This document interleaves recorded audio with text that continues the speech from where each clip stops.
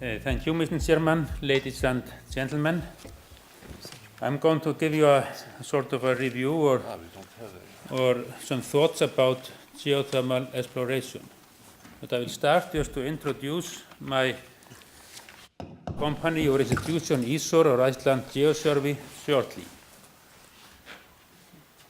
Iceland Geosurvey, or ISOR, was originally established in 1945. It is a non-profit governmental institution that is specialized in geothermal R&D. It operates on a competitive basis, and we have no basic governmental funding. So we are operating just like any other company. We have provided the scientific basis for the geothermal evolution in Iceland all the time since 1945. And now we have about 75 employees. These are mostly geoscientists and engineers. And on the picture there, you can see our first logging devices, an old Russian car, and some drums that were used for the logging purposes. Apart from being very active and having been very active in Iceland, ISOR is very active internationally, and we offer complete geothermal services and consultancy in all over the world. And this map shows the countries where we have had projects in the past or have now. Presently, we are mostly active in East Africa, in Chile, and in Central America, outside Iceland, of course. But we are, last year we probably were active in 10, 12 countries, something like that. And about 40% of our income is related to projects outside Iceland. What is geothermal exploration? By geothermal exploration, we mean acquisition of knowledge about possible geothermal field in order to identify a geothermal resource for a viable energy production. And we have several methods, and they include numerous geoscientific methods as well as drilling of exploratory wells. So geothermal exploration involves geoscience and exploration drilling.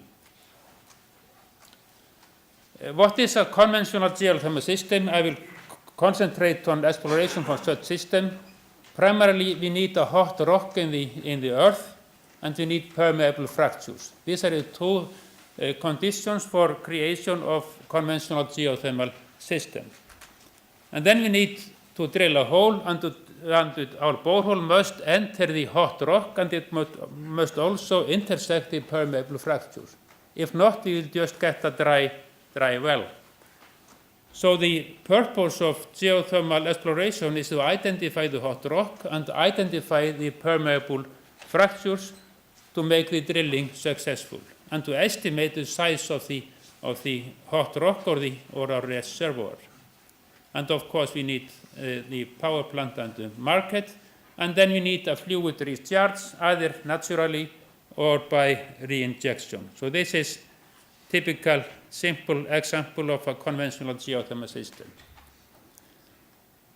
This is a picture showing, it's a theoretical picture showing total cost per energy unit as a function of average well output from a geothermal well. The green curve shows if we are harnessing our field with a binary system. The red and the blue, which coincide, is based on utilization of last condensing plant. And you can see that the cost in euro cents per kilowatt hour is very dependent on the average well output. So in case of the condensing plant, we can expect, say, 3.5 euro cent production price if we have only 2 megawatts per well. But if you are up to 5 or 6, we are down to 2.5. So this makes a hell of a difference of the production price. And therefore, the important thing is to lower the cost, reduce the number of wells that are needed per given plant.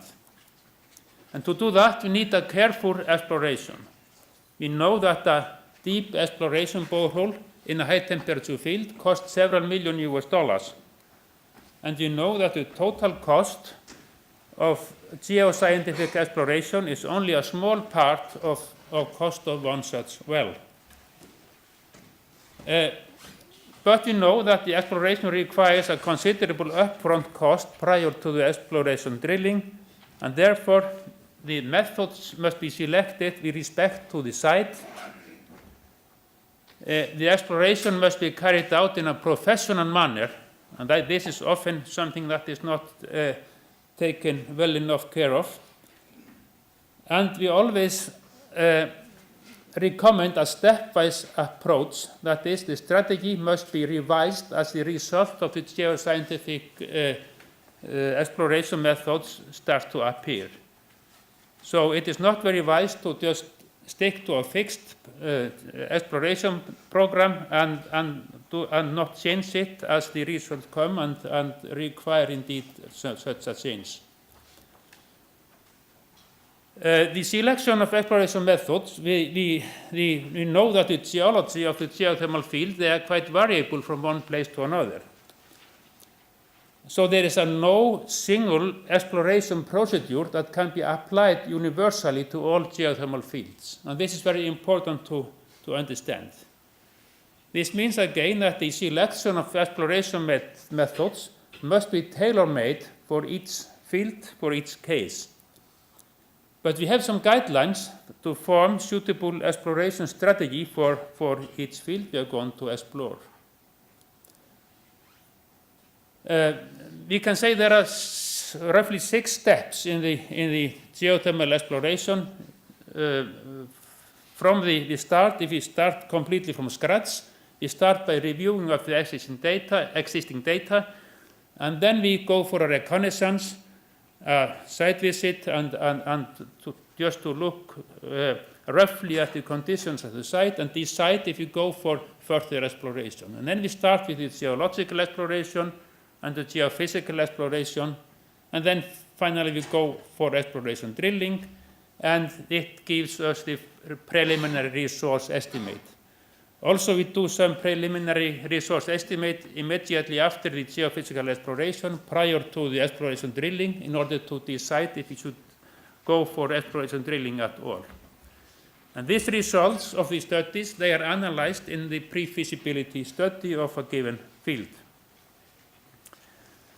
There are a variety of methods that are used. If you look at the geological and the geochemical exploration, this includes mapping, geological mapping, studies of the structural geology, the faults, the fractures that might be permeable.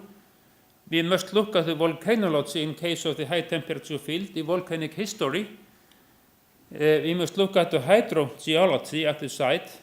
We must evaluate possible geohazards and the environmental geology. And we must take samples to use geothermometers to estimate the reservoir temperature and the chemical properties of the fluid that we can expect. And we have questions to answer, like, does the surface activity, if it is visible at all, relate to some geological structure? What is the temperature of the geothermal reservoir? And is the chemical content suitable for geothermal exploration?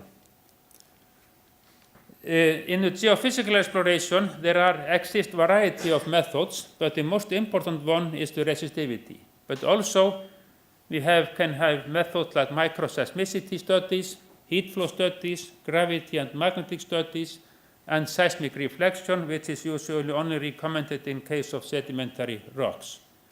And we go from this, we get the answers, how big can we expect the active resource to be, and to define the drilling targets. Define the drilling target for the geothermal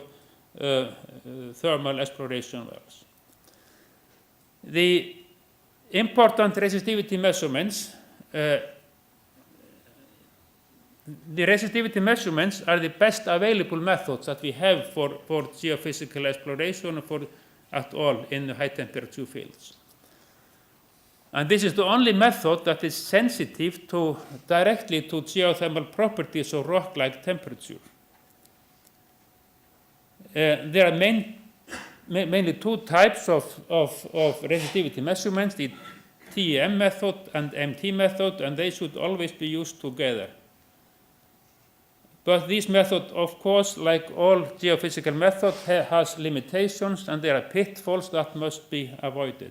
And these pictures are from one from Iceland and one from Eritrea, showing the field work in geophysical resistivity measurements. Ideally, for each high temperature field, we have a very simple or some principle of the geothermal or the resistivity structure of the field. This is usually so. We can say we have the field on the surface. You can see probably hot springs. We have high resistivity on the young volcanic rock close to the surface. Then we have a sort of a conductive, very conductive, low resistivity cap with clay-rich rocks, and these rocks are formed at 50 to 200 degrees centigrades. And then we have an inner core of high resistivity, and this core is formed where the temperature reaches 230 degrees roughly. So if we map such a structure, we can say that this surface denotes the area where temperature has reached 230 degrees centigrade. So this is the beauty of the resistivity measurements when they are applied in the volcanic fields, and most of the high temperature fields in the world are of volcanic origin. It is important to know that this resistive core shows the volume where the temperature has reached at least 230 degrees centigrade for some period during the geological history of the geothermal field. So this is indeed our reservoir. But it is not necessarily so hot today. This hot resistive core, if it cools down, the resistivity will not lower correspondingly. This can only nowadays be tested by drilling. And therefore, the resistivity do not tell us exactly where to drill to obtain 230 degrees centigrade, but it tells us where not to drill. So we should focus on our exploration drilling of the area where we have this resistive core. And we need new and improved methods to predict the temperature variation within the resistive core to be able to locate the first exploration well in a more targeted way than it is possible to today. But we should note, the nature is never as simple as indicated on the previous slides. Usually it is much more complicated, and the resistivity picture that appears are not as simple as I showed you when we get this from the real surveys. And this raises two issues. Is the method applied, both the measurements and the interpretation technology, sufficient and of high enough quality? And we should always think about the quality. It is not enough just that somebody goes with some equipment to measure the resistivity of whatever method we are applying. It needs to be done in a professional way, and there must be a very good quality control of the data that are collected. Because we have seen a lot of examples of companies collecting data, developers collecting data, but the data are poor, and probably the developers do not recognize or are not aware of this poor quality and take poor decisions based on that. And the question is, how do we interpret the real resistivity structures in terms of geothermal parameters like temperature, salinity, minerals, magma, and permeability?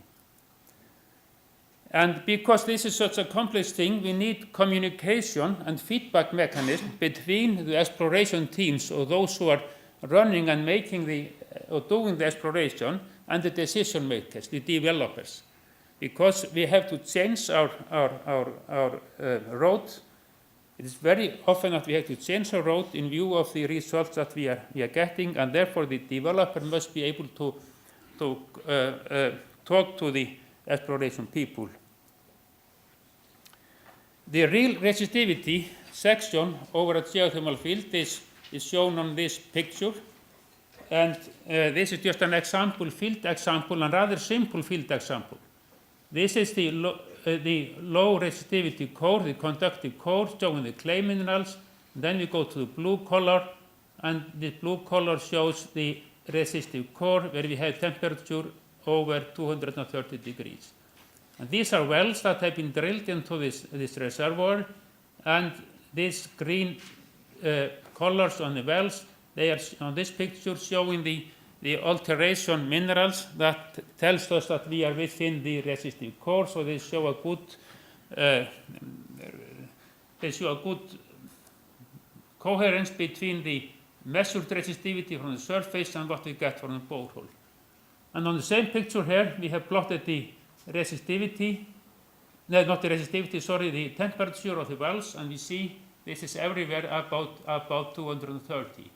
And then we have this strange low resistivity body coming from depths and going into the reservoir.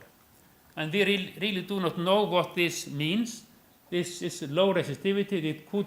It could be some sort of a magma. This could be molten material or just only a very hot stuff. And we need still exploration. We need some more basic research to be able to conclude what causes a variation in the resistivity within the reservoir itself. Because we do not know exactly, for instance, how the resistivity within this resistive core, how it varies, for instance, with temperature.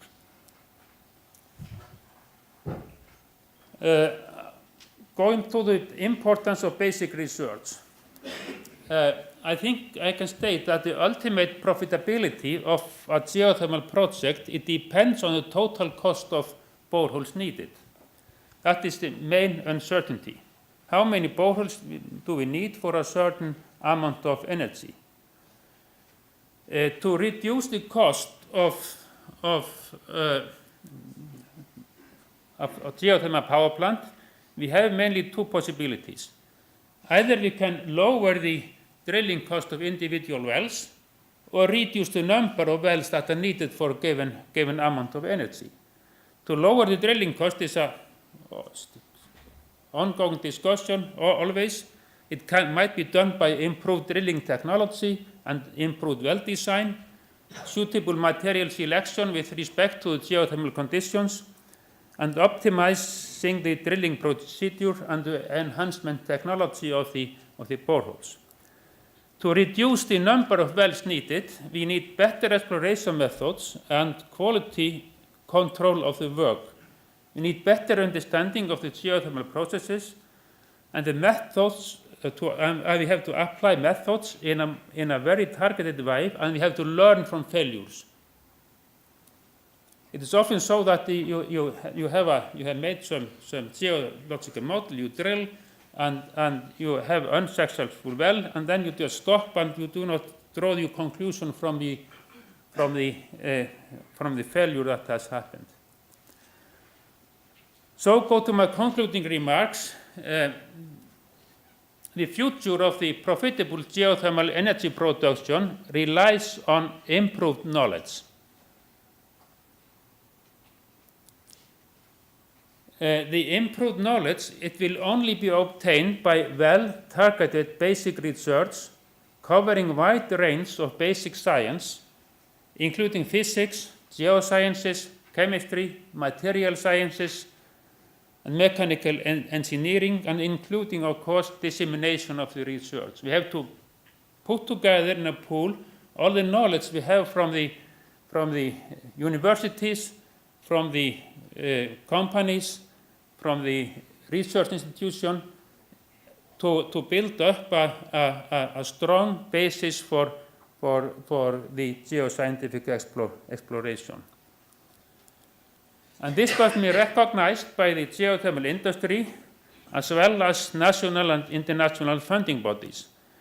And for us that are living in Europe, we have big faith, or we must rely on the European Union, the framework programs of the European Union, and therefore it is important for the industry in Europe and for the research and people in Europe, institutions, to join forces and try to form European European industry initiative in the future to concentrate on better exploration and better development of the geothermal energy. Thank you.